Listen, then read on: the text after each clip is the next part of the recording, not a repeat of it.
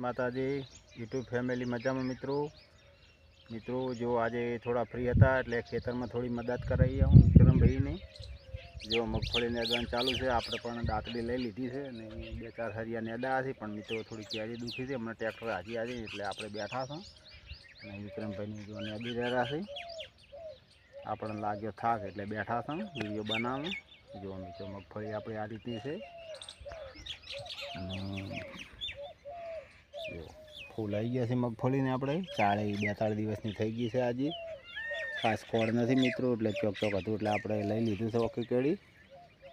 જો હવે થોડો ઉરિયાનો ડોઝ આપવો છે, પછી વાળી દઈએ પાણી। હમણાં 1 વાગે લાઇટ આવશે।